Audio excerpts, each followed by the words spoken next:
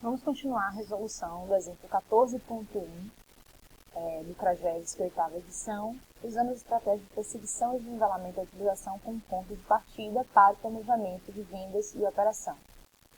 No vídeo anterior, nós já resolvemos esse exemplo usando a estratégia de perseguição. Nesse vídeo de agora, a gente vai usar o nivelamento da utilização para comparar os custos, já que o objetivo da gerente é determinar o plano de provimento de pessoal utilizando o mínimo custo total possível, tá? A gente continua aqui com os mesmos períodos, 6 períodos, cada período tem 2 meses, e dá um planejamento de venda e operação de um ano, e com as demandas previstas ainda em termos do número de funcionários do mês expediente.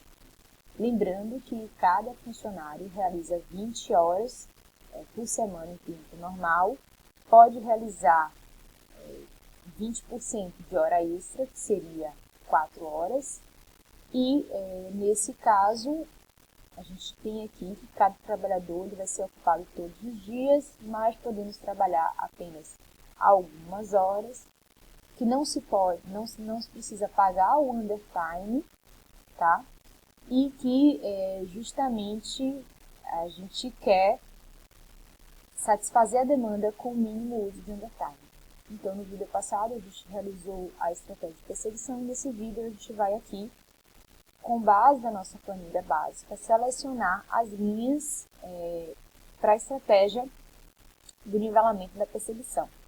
Temos aqui os dados básicos, quantidade de funcionários inicial, 10 funcionários, nível de salarial do tipo normal de $2.000 por pessoa, por período de 20 horas, remuneração extra 100% da taxa do tipo regular, que daria um total de $3.000,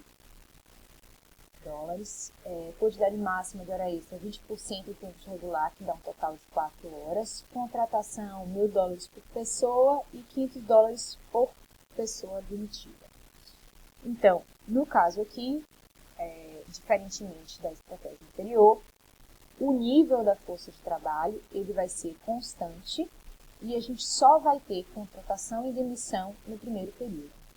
Continuamos sem ter férias, subcontratação e períodos de espera, mas agora a gente tem o undertime e as horas extras, que é o que faz a gente utilizar a mais ou a menos dessa força de trabalho que está sendo mantida constante. Então, vou suprimir aqui essas linhas que a gente não vai utilizar, ocultando.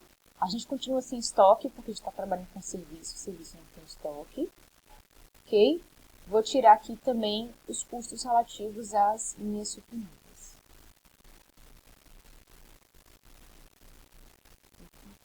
Vou recentralizar aqui o exercício.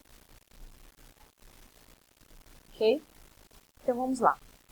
Nessa estratégia, a gente primeiro precisa definir qual é o número de funcionários que a gente vai trabalhar.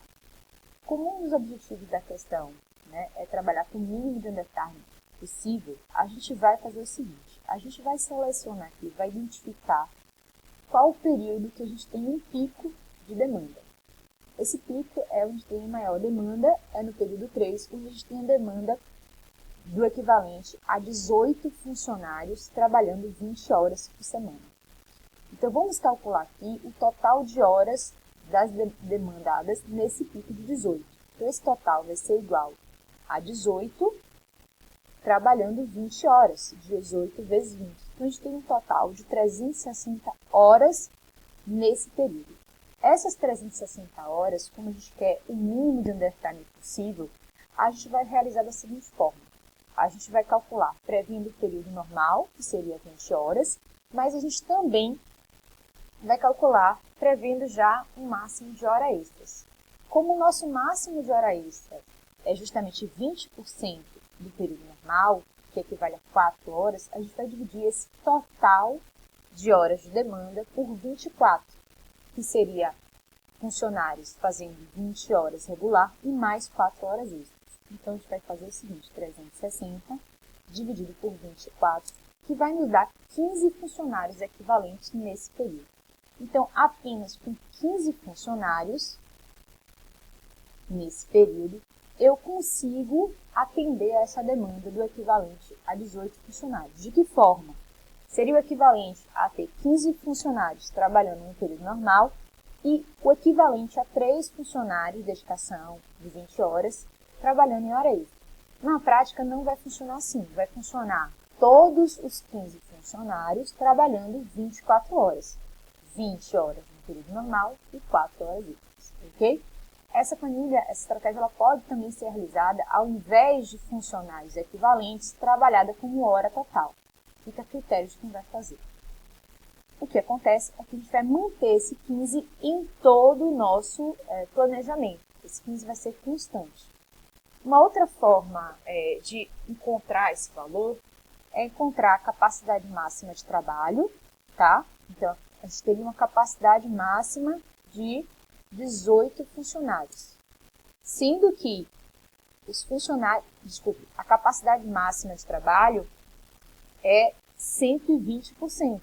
É 100% mais 20% no horário regular. Isso daria 1 mais 20 dividido por 100, daria 1,2, tá? Em relação à capacidade máxima de cada trabalhador. Cada trabalhador pode trabalhar 120% das suas horas no período normal.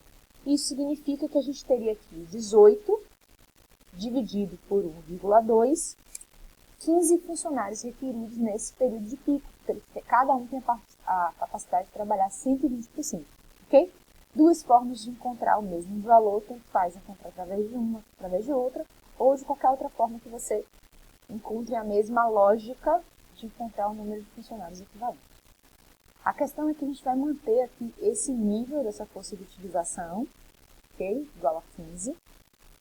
E vamos manter isso, vamos fixar aqui, 4, em todo o período, em todo o nosso planejamento. Então, o que acontece? Nessa estratégia, a gente tem um nível de força de trabalho constante e vamos ter contratações ou demissões apenas no primeiro período. O restante vai ser tudo igual a zero, por conta da premissa desse planejamento. Então, como a gente tem inicialmente 10 funcionários, para atingir um nível de 15 funcionários, vamos ter que realizar a contratação de 5 funcionários e não vamos precisar de demissão no primeiro período, ok? E aí vamos avaliar quanto dessa força de trabalho está sendo utilizado. Então, a gente vai usar apenas quanto a demanda requisitar, ok? Então, o tempo utilizado, vamos ser igual aqui a nossa demanda, nesse caso, o equivalente a 6 funcionários trabalhando 20 horas, que dá um total aqui de 6 vezes 20 horas, tá?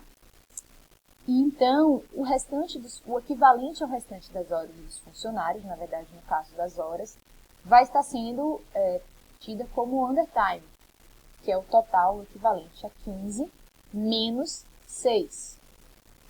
Não vamos ter horas extras, ok? Dada a finalização dos tempos, a gente calcula os custos, da mesma forma que na estratégia anterior. O custo do tempo utilizado vai ser igual ao tempo utilizado no período normal vezes o nível salarial. Vou fixar o valor do nível salarial, vou arrastar aqui para ter o meu planejamento. O custo de undertime é igual à quantidade de undertime. Nesse caso, vai ser vezes 0, porque é dado na questão que ele não paga o undertime. O undertime é não remunerado. O undertime poderia ser remunerado e a gente multiplicaria pelo custo do undertime, ok? Nesse caso, vezes 0. Vou levar para todo o planejamento. Custo de hora extra vai ser a quantidade de hora extra vezes o valor da hora extra. Nesse caso, é 150% por 100, ok? Do valor do tempo normal. Vou colocar aqui só um parênteses para não falhar e vou fixar essas duas séries. Tudo bem? vou arrastar aqui. Custo de contratação, a gente só vai ter contratação no primeiro período, o número de contratações, vezes o custo de contratação por pessoa. Vou fixar da mesma forma, vou arrastar, não precisaria, porque a gente só tem no primeiro período. E nesse caso de emissão, o número de emissões 0, vezes o custo de emissão, fixando novamente o valor. Também, mais uma vez, vou arrastar aqui. Ok? Custos totais, vou somar os custos de cada um dos períodos. Vou arrastar novamente. Custo total aqui também, vou somar cada um dos tipos de custos, certo? Vou arrastar novamente. E vou continuar aqui o meu planejamento para cada um dos períodos. No período 2, eu continuo tendo 15 funcionários, tá? Esses 15 funcionários, eles não precisam todos trabalhar o total de suas horas. Eles vão trabalhar apenas o equivalente 15 menos. Desculpe, não aqui no overtime, tá? Eles vão apenas trabalhar a mesma quantidade da demanda e a gente vai ter aqui em undertime o nível da força de trabalho menos o tempo que foi utilizado. O undertime sempre vai ser isso, o nível da força de trabalho menos o tempo. No caso de hora extras, não vamos ter hora extras. Nesse caso aqui, do terceiro período, continuamos com 15 funcionários. E quantos vão trabalhar? Todos os 15 vão trabalhar. Então, a gente não tem como dizer que vamos utilizar 18 horas. Nesse caso aqui, vai ser o maior dentre os dois tempos. Então, a gente vai trabalhar aqui 15, o equivalente a 15 funcionários trabalhando 20 horas, ok? Sendo que nesse caso, que a gente não tem undertime, a gente tem sim hora extra para atingir. Hora extra da demanda menos o tempo utilizado. Sempre o que for maior, tá? Para não ficar com valores negativos, nem undertime, nem hora extra. O menor valor vai ser sempre zero. No quarto período, a gente vai ter a utilização aqui de 15 funcionários, o equivalente a 15 funcionários, o que nos dá, né, tanto aqui em termos de undertime, seria o nível da força de trabalho menos o tempo utilizado, dá zero, ou o tempo utilizado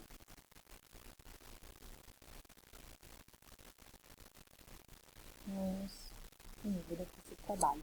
Nesse caso aqui, para não aparecer valor negativo, você deveria usar uma função simples. Tá? Eu estou usando a planilha do mais simples possível para vocês entenderem passo a passo. Agora aqui a gente tem 15 funcionários que só precisam trabalhar o equivalente a 13. Então a gente vai usar somente o equivalente a 13 funcionários. E no caso aqui a gente vai ter undertime. Undertime de quanto? O nível da força de trabalho menos o tempo utilizado. E a gente não vai ter hora extra. No último período, a gente tem o equivalente a 15 funcionários. A gente tem 15 funcionários e precisamos somente o equivalente a 14 desses funcionários. Então, a gente vai ter uma utilização igual a 14 e vamos ter aqui um undertime de 15 menos 14, sem ter hora extra. Ok? O que acontece? A gente chegou aqui a um valor total nessa estratégia de 164 mil dólares, menor do que na estratégia anterior, ok? Muito por conta do não pagamento do undertime. Se a gente tivesse pagamento do undertime, vocês podem simular quanto seria isso, a depender do valor do undertime, se iria valer ou não a pena essa estratégia. Lembrando apenas que essas horas extras aqui é o equivalente a 3 funcionários de 20 horas, que dá um total, na verdade, de 60 horas distribuídas entre os 15 funcionários. Da mesma forma, o undertime. A gente tem aqui o undertime equivalente de um funcionário 20 horas, que na verdade são 20 horas de undertime distribuídas entre os 15 funcionários. Ok? Então, a gente finalizou esse exemplo. Muito obrigada.